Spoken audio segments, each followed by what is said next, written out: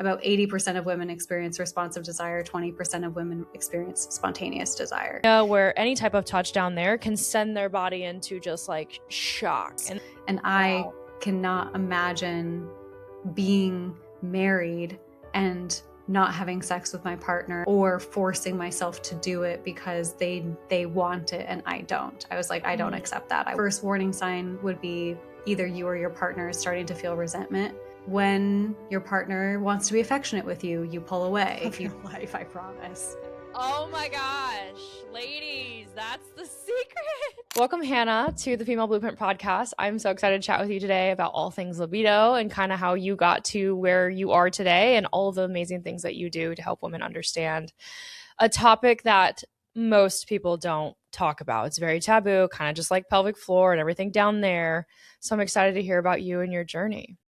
I'm excited to hear about you and your journey too, and talk about this topic that I think is very underrepresented and really important.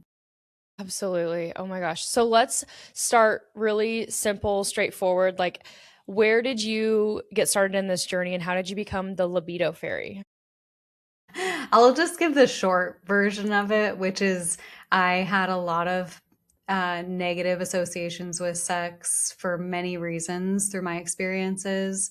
Lots of negative experiences with sex throughout my teens and early 20s. And then I was in this pretty consistent loop of I would start a relationship, super excited, so passionate, great sex, so exciting. And then within the first 2 months or so, zero drive, zero libido, no attraction. And that was just consistently happening in my relationships. And then I was in a long-term relationship with someone that basically everyone thought I was going to get married to, but behind closed doors, we were really struggling with our sex life. I felt like I couldn't talk to anyone about it because all of my friends bragged about their sex life and were really open about it. Yeah, I felt like I didn't know what to do and also felt so much shame about experiencing the challenges that I was experiencing. And it got to a point in that relationship where my partner was really wanting to fix it. And so I started trying all the things that I think most people in a situation where you don't have libido start trying. Got my hormones checked at 26 years old and started taking like natural libido boosting supplements and tried the gummies and the powders and lingerie and toys and like all the traditional advice. We went to couples counseling about it, and even at the very end tried opening our relationship. And yeah, it just fell apart. Like everything just exploded after that point. And it was a really low moment, but also such a wake up call for me to be like, me not understanding my sexuality and not having a relationship to my body and my sexuality in a way that's meaningful and fulfilling is hindering my ability to have meaningful relationships.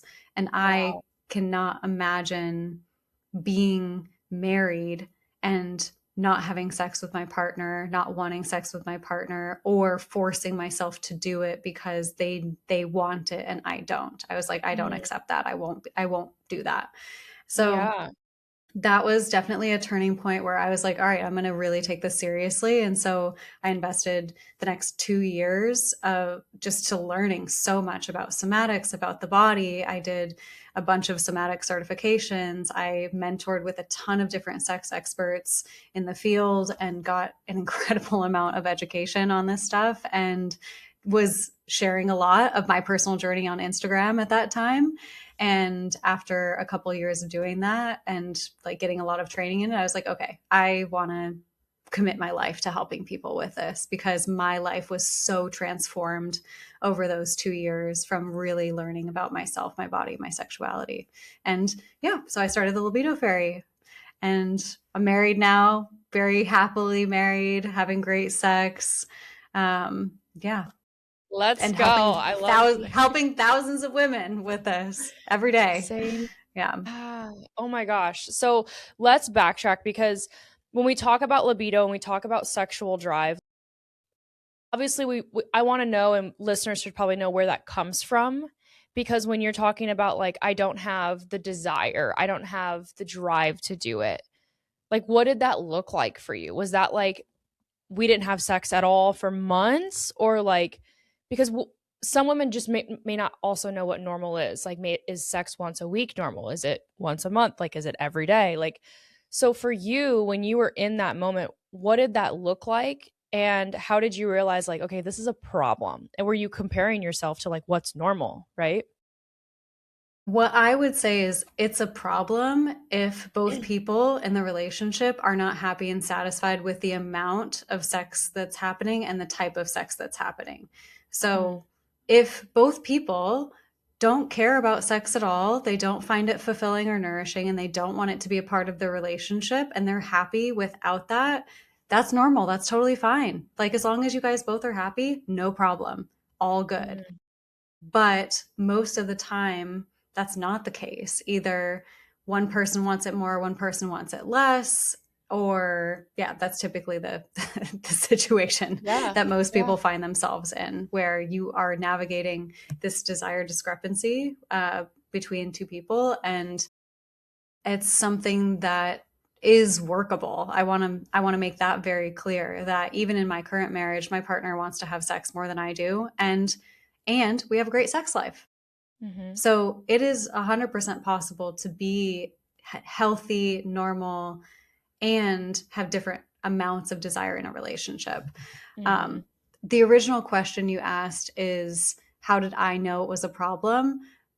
I kind of see there's like four big warning signs to know that it's time to really start looking at this and really start, yeah, doing something to change this. Otherwise, if you don't, it'll probably lead to a lot of disconnection and resentment in the relationship. So, first warning sign would be either you or your partner is starting to feel resentment about sex. So, either you feel frustrated, angry, or resentful when they initiate with you, or you feel resentful because they are not saying yes to sex and the amount that you would want. So, like resentment, I would say when that starts to build, that's a warning sign that you would need, that there's a problem. You need to start working on it. Okay. Two, avoidance. So, when your partner wants to be affectionate with you, you pull away, you try to avoid. When your partner is flirting with you or joking with you shut it down, you deflect, you're avoidant of being intimate at all. You don't want to make eye contact with them. You don't want to make out with them too long.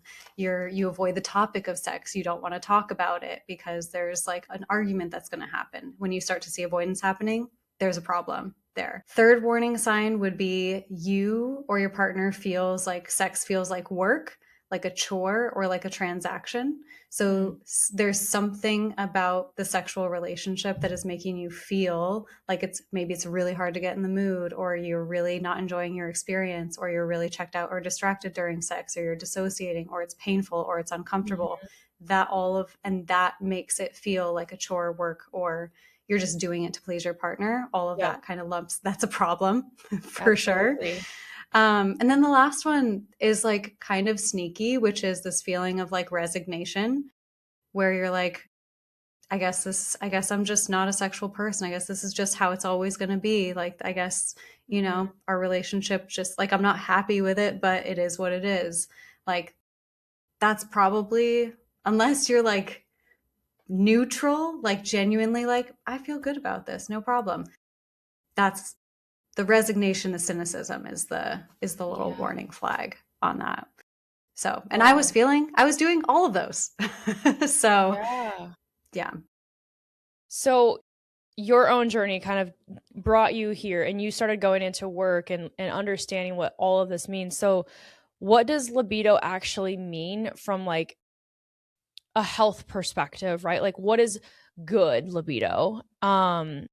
Is it just desire, or is it more than that? And like physiologically, because you said it right away, you're like, I went and got my hormones checked. It must be me. It must be my estrogen and progesterone. My cortisol is too high. And that's what we all go to. So like, what does it actually mean? Yeah, so we have to differentiate between the two types of desire. So there's spontaneous desire and responsive desire. So for the longest time in most of the literature and the science, because as you probably know, men were the only people being studied men's bodies were being studied when it came to basically all the research. We lumped everything in to this spontaneous desire type, which is what you see in the movies. So people think that how desire works is this urge, this comes out of nowhere, and you all of a sudden you're aroused and you want to have sex and you go seek sex out. It's the anticipation of sex creating desire in your body. That's spontaneous desire, which is totally normal, totally healthy.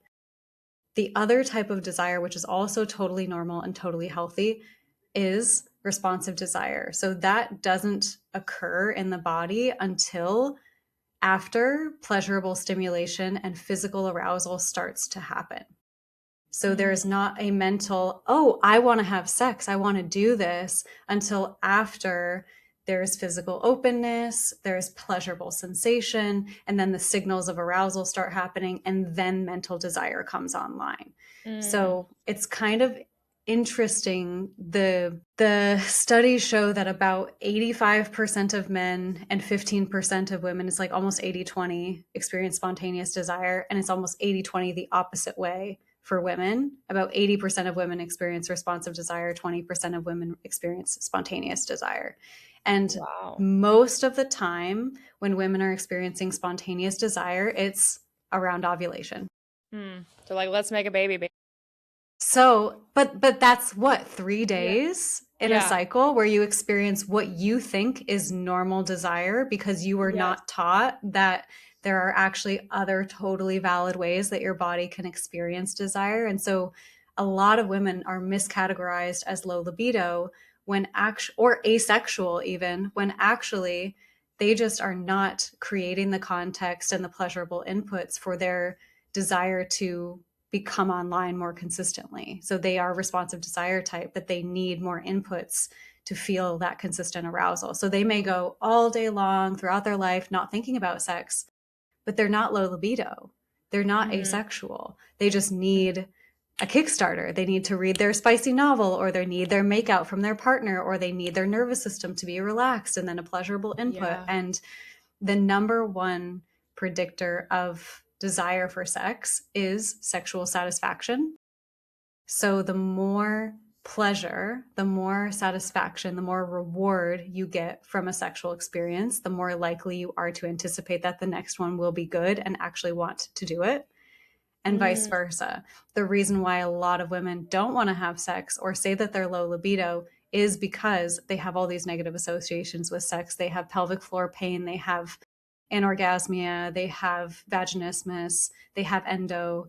And so that makes sex uncomfortable and not rewarding. And so when that happens, why would you want to have sex if it's not rewarding for you or pleasurable for you? So yeah, a lot of the main issue is a lack of education on how women's bodies actually work, and a lack of empowerment for women to speak up about what they want, to figure out what they want, to have pleasurable experiences in bed, to advocate for what they need.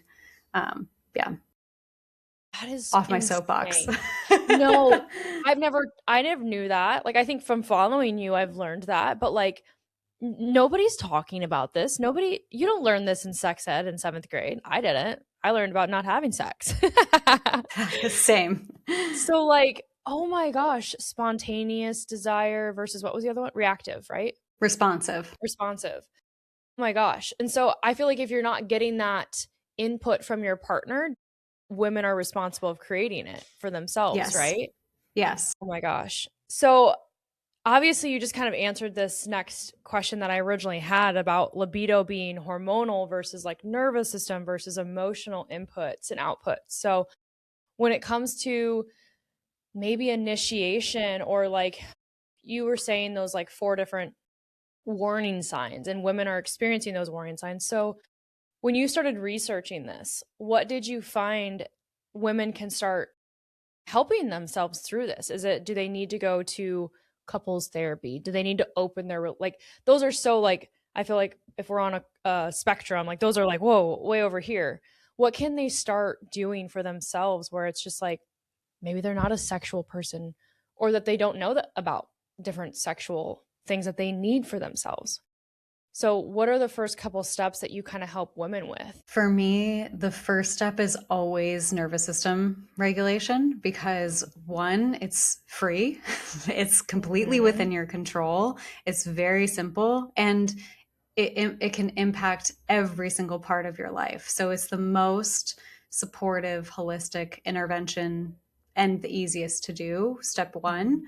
And so, like, that's module one inside of all my programs. We're doing nervous system Yes. regulation. That's what we're learning about. That's what we're supporting first, because that Yeah. can also help with pelvic floor issues as Yes. well. And Yeah. so, if you, it's, I want to just encourage everyone, if you have never, if you don't know what nervous system regulation is, just do a little Google search, check it out, look up some nervous system regulation activities.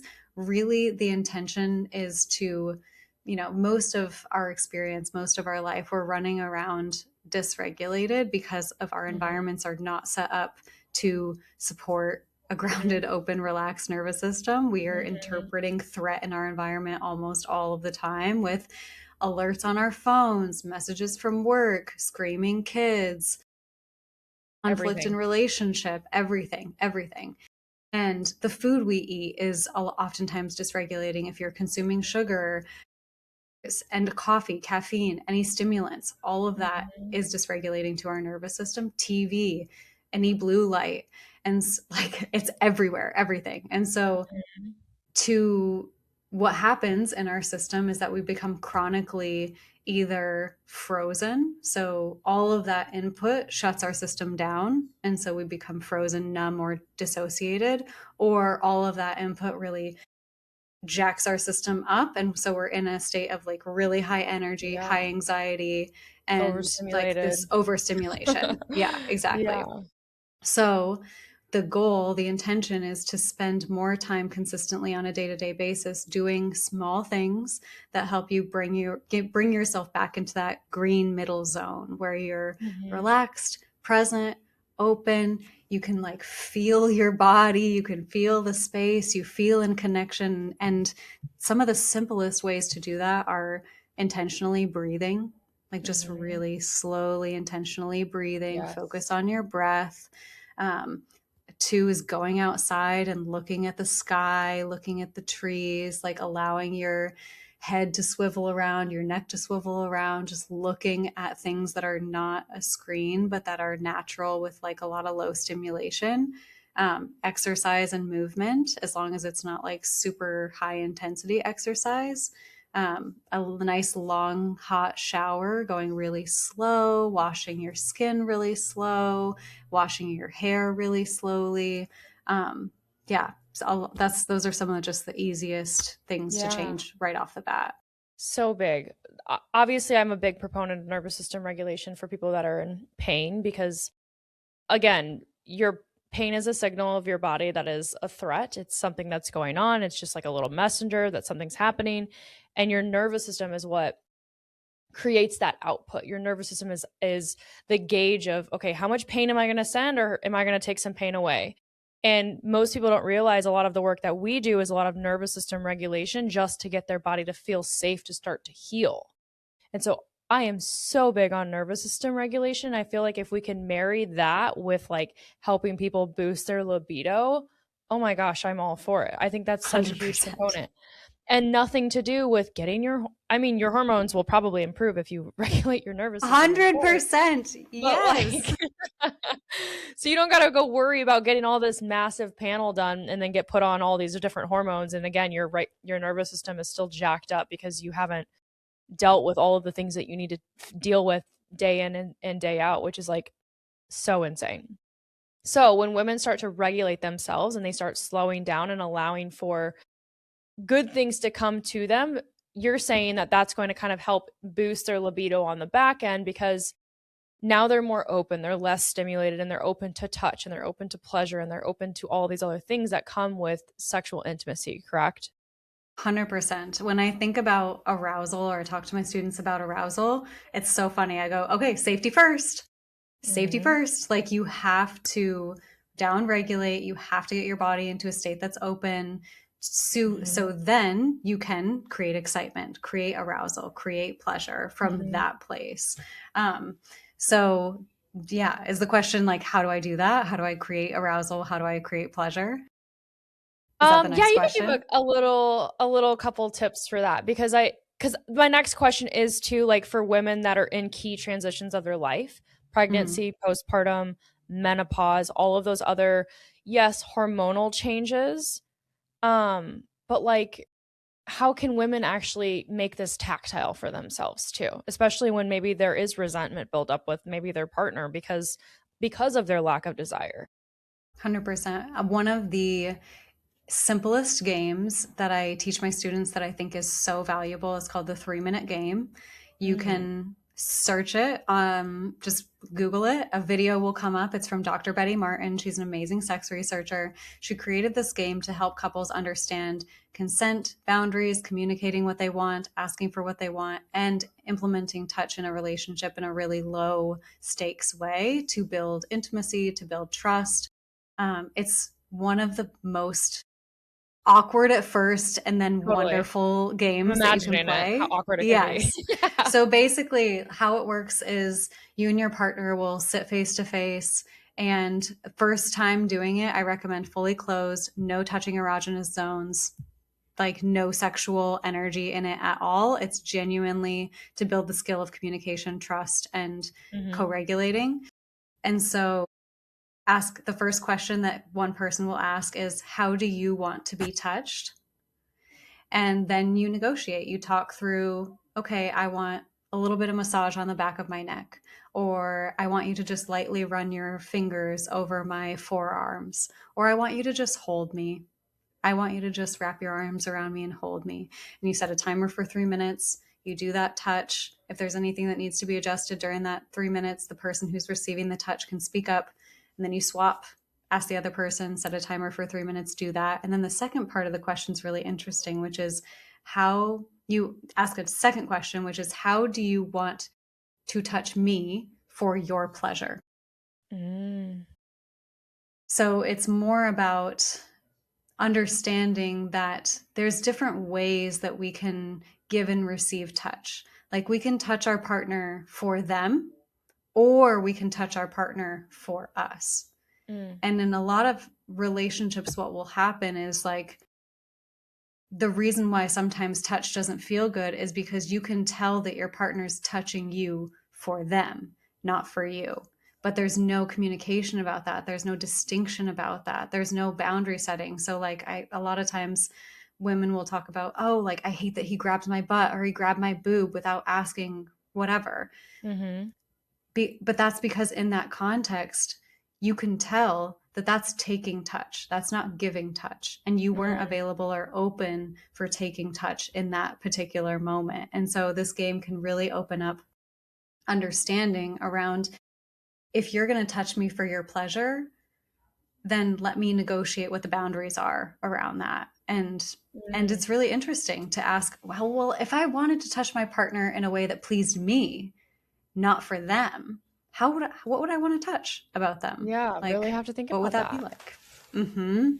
Yeah. So that game I 3-minute love. There's game. examples of that on, Yeah. there's like video examples on the page. If you search 3 minute game, you'll find it. And yeah, I would use that as a first step in building trust, reintroducing Mhm. touch in a relationship, building communication skills, building I feel like pleasure. that's a Because when big you're thing is communication. Communication opens the door for pleasure. It opens the door for intimacy because if you're not having that communication, like, you're really just going through the motion of, well, I guess unless there's like true desire, right? And you're just like an animal and you're like, I just want to have sex all day, every day.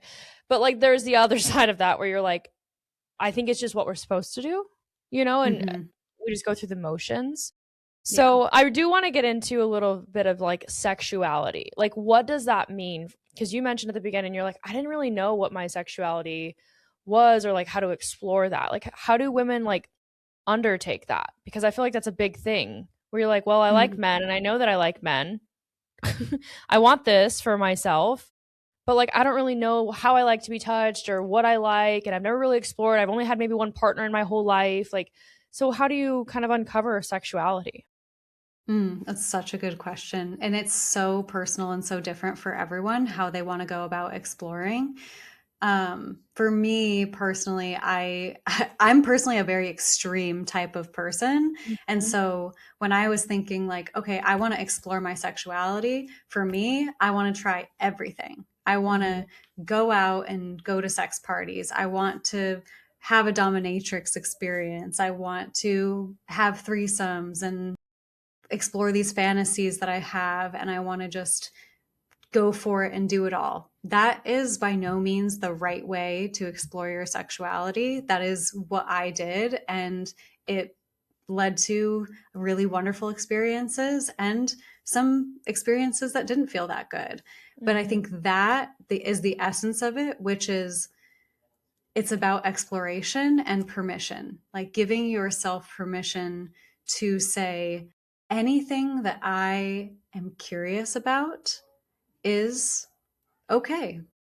There's nothing wrong with that. There's nothing wrong with any little inkling of desire or curiosity. And understanding your sexuality is all about, yeah, just pulling on those threads and exploring what those things are. And it's going to look different in everyone's different situation. So, like, you could Mhm. be extreme like me if you are not in a relationship and you're totally single and you can do Yeah. anything that you want to do.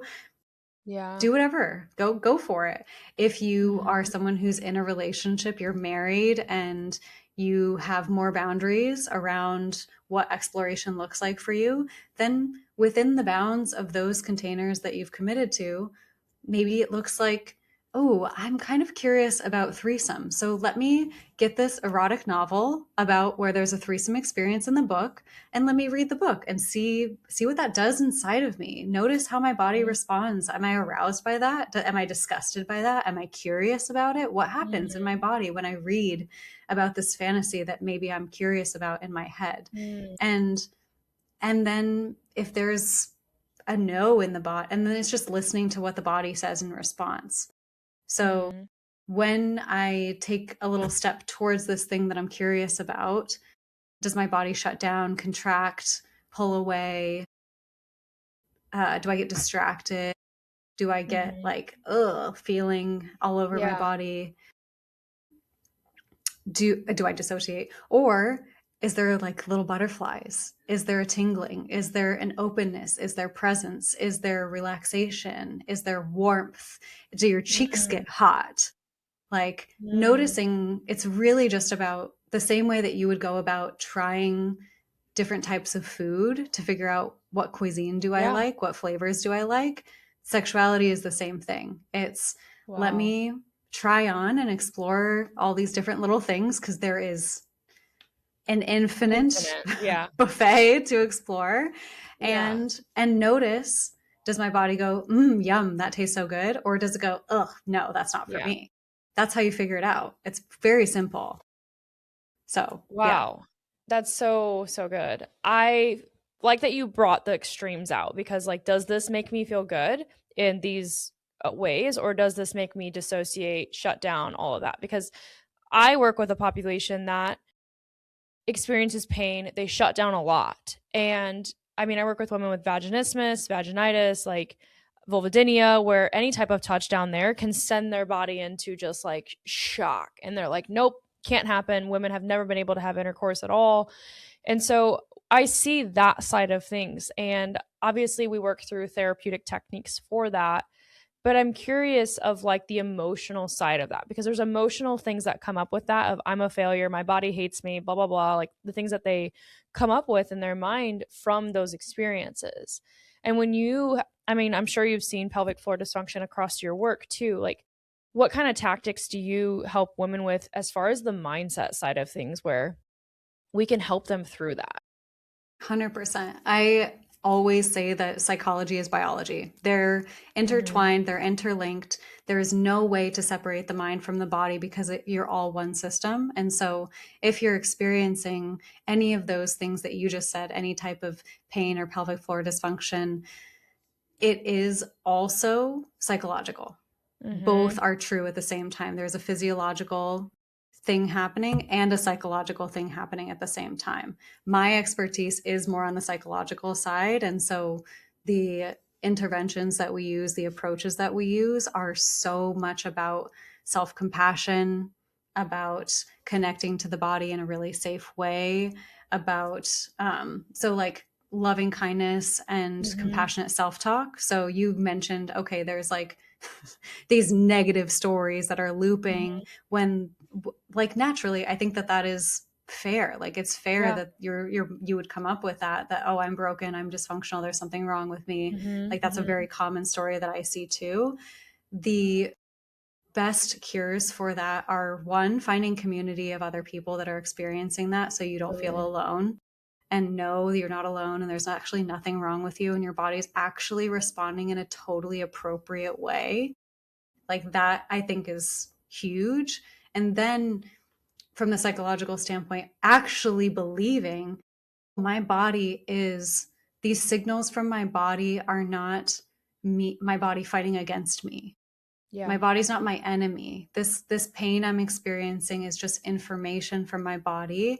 And I can, if I turn towards my body instead of fighting against it, saying it's wrong, saying it's bad, and actually get curious about the information that it's providing to me, how can I learn from that and work with my body instead of shaming myself or fighting myself, and be more compassionate towards what I'm experiencing?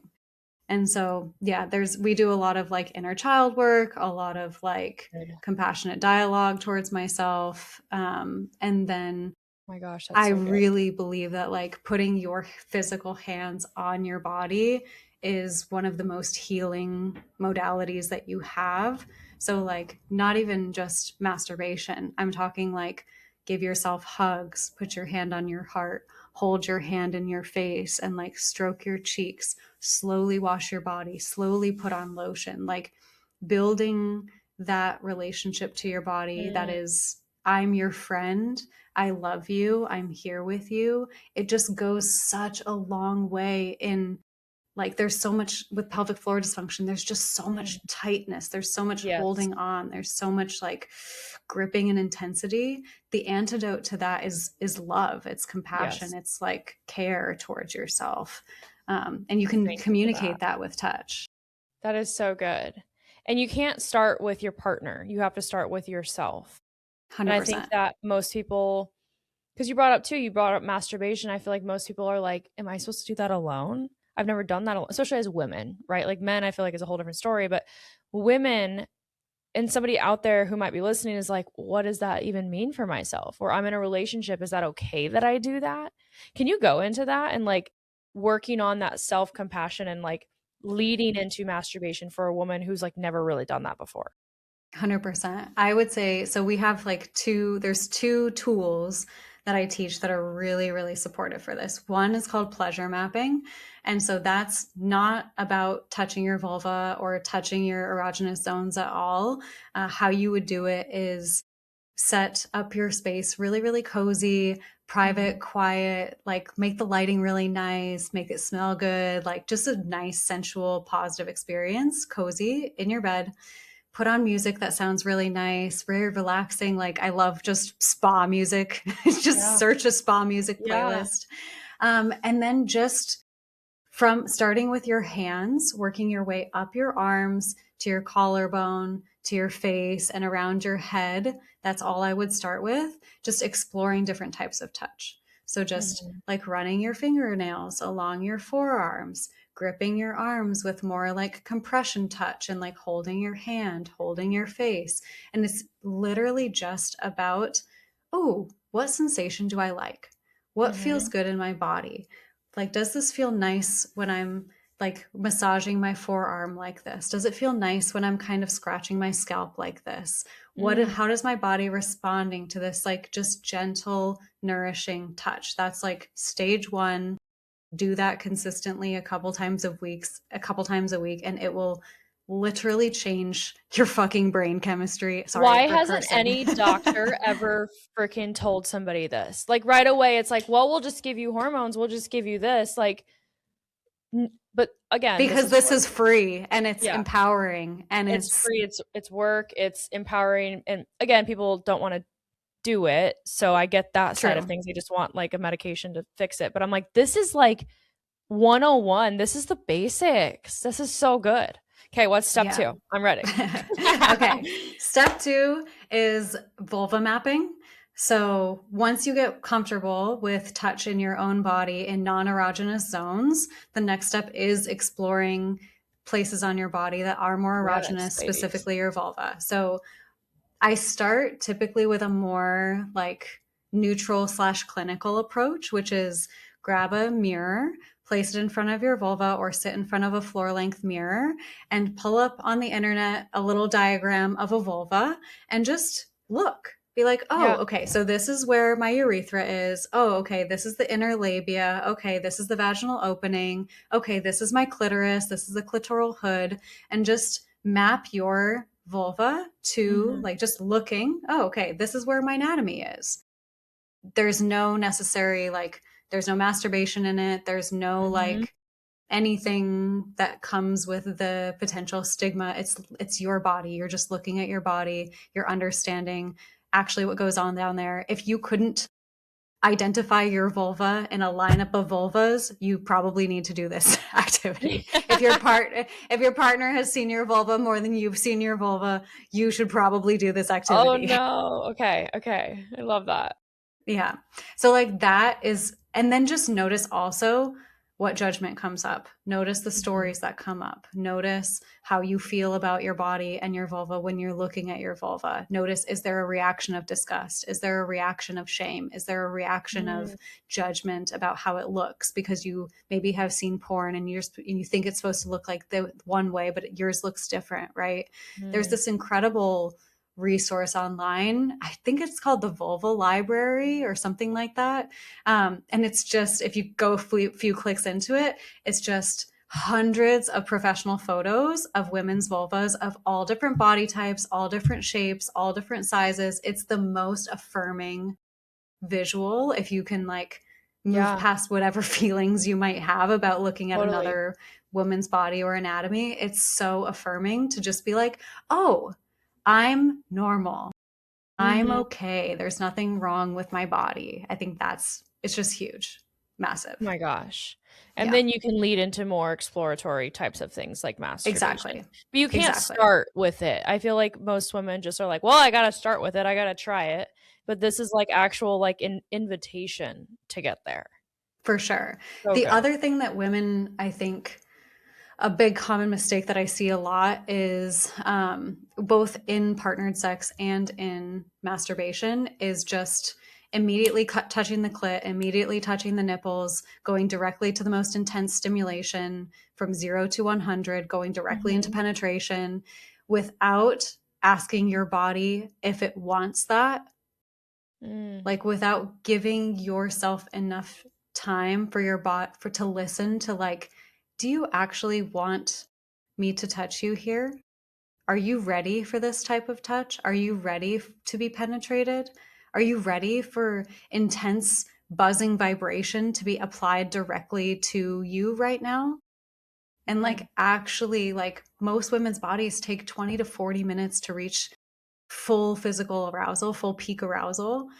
So there's just so much pleasure that's missed, care that's missed, like attention to our body that's missed. And that's why a lot of women are checked out and dissociated and distracted during sex, is because your body's like, this is too much too soon. I didn't say that I was ready for this. So I got Mm. to kick you out of this experience because I can't process what's happening right now. And Oh we're my like, gosh. oh, I just can't get out of my head. It's because you went way too fast. Mm. So let's kind of talk about that in the lead up, 20 to 40 minutes, because the lead up sometimes, where do we have the time? You know? And that's the other thing is like, I just don't have time. Women don't like, I don't have time for an hour long sex every single day. So how do Do we? this every day. Oh my gosh. Yeah. Holy cow. I'm like, let me block it on my calendar, right? Say, look, once a week, if you're getting Yeah. a really intentional pleasurable experience with your partner once a week, you Yes. are crushing it.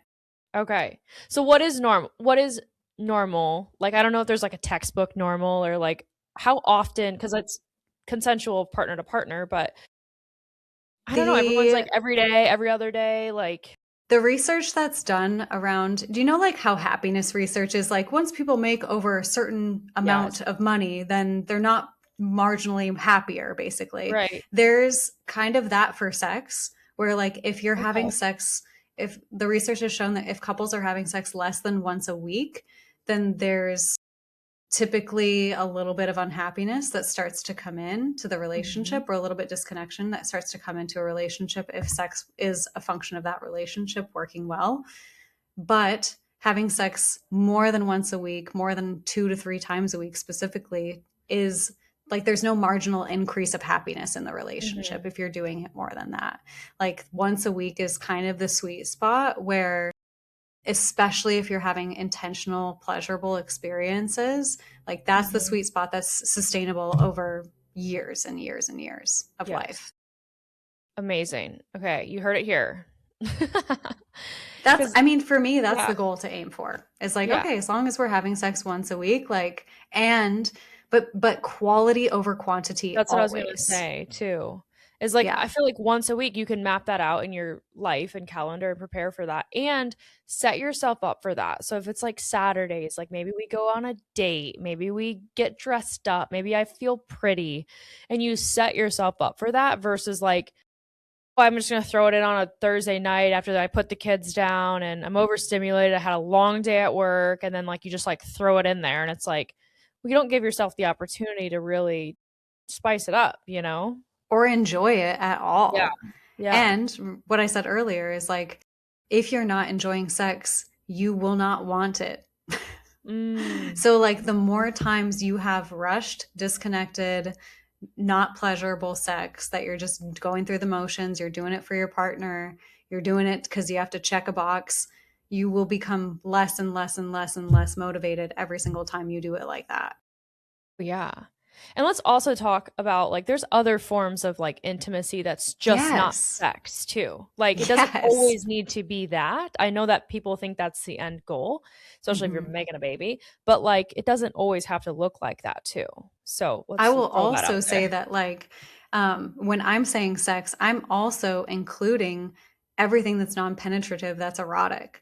So, like, Hmm. you can have sex once a week because women are like, how do I have sex when I'm on my period or when I'm luteal? I'm like, Yeah. there are so many things that you can do that are not penetration, that are pleasurable for you and for your partner. You can masturbate side by side.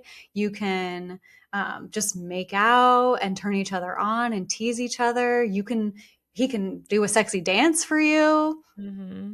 You Love can it. do oral. You can just Right. take a bath together. Like my husband and I have intimacy scheduled 2 times a week. Hmm. Saturday is typically our more energy, more erotic, Yeah. more like, more, Yeah. yeah, we just got more energy for it. Tuesdays, it typically looks like either we take a bath together or we cuddle without clothes on, or we just will like listen to a book together, and Yeah. it's just connection. I love that. I feel like sometimes too it's a disconnection with intercourse. Like you're saying, checked out, dissociative, not ready for the experience, and just kind of checking the box. But I've loved this conversation because I feel like one, I'm not as educated in this topic myself, and two, a lot of people aren't. And I think that you bring more just like awareness and light to it, so it's not so scary. It's a topic that someone can easily listen to and be like, "Oh, like that was so informative. I'm going to go try these things." Those are very tactile things. So thank you for making everything just like super simple. And I want to wrap it up with this question that I've always asked everybody on my podcast. It's what's one rule, a piece of advice, or like a small blueprint that you were told growing up as a little girl or now as an adult woman? And it can be about this topic or whatever that you've thrown out. And what have you replaced it with? That's such a good question. When it comes to sex, oh my God, there's so many rules that we're supposed to follow. One that I just absolutely hate is that sex ends when the man has an orgasm. Mm. That's like this unspoken rule that, like, okay, we're supposed to keep having sex until one or both partners has an Yes. orgasm. That, fuck that. Yeah. Like, Okay. out, Bye. out, bye. Replace with sex ends when one or both people don't want to keep going anymore. Ah, Period. That's it. okay. Oh my gosh. I know we didn't even get to talk about orgasms, but I know women always are like, I can never orgasm. What is like one small thing that you can help women with like orgasms or some piece of Breathe more advice? deeply. Breathe more deeply. Breathe more Like, deeply. what happens a lot is because we see in porn and movies and whatever this like hyperventilating breath that women are doing in these Mm, videos and movies. And if you're doing breath like that, you're also squeezing, tensing, clenching, like trying to mm, force orgasm to happen instead of allowing it to happen, allowing it to move through your body, allowing the pleasure to actually become a full body experience instead of this like localized tensing around your vulva and vagina. And so, my recommendation, number one tip, breathe really slowly and really deeply. mm. Just like let your body and your pelvic floor actually relax, and you're gonna have the most insane orgasm of your life, I promise. Oh my gosh. Ladies, that's the secret. Stop breathing for him. Stop performing pleasure for your partner and actually breathe in a way that's natural. Like, imagine like it's like childbirth. It's the same fucking thing. Your Mm. body knows what to do. If you breathe slow and breathe deeply and allow your body to do what it naturally can do and wants to do, you're going to have a way better experience than trying to force it. So good. Where can people learn more about orgasms and intimacy and sexuality and all of the things that you do? What's your IG handle? Where can people find you? It's the Libido Fairy on everything. The Libido Fairy on YouTube, Instagram. I also have a podcast, Yeah. libidofairy.com. Oh It's my me. gosh. Let's get to it, girls. Let's go follow her and learn all the things. This was such an amazing conversation. Thank you so much for being here. Thank you.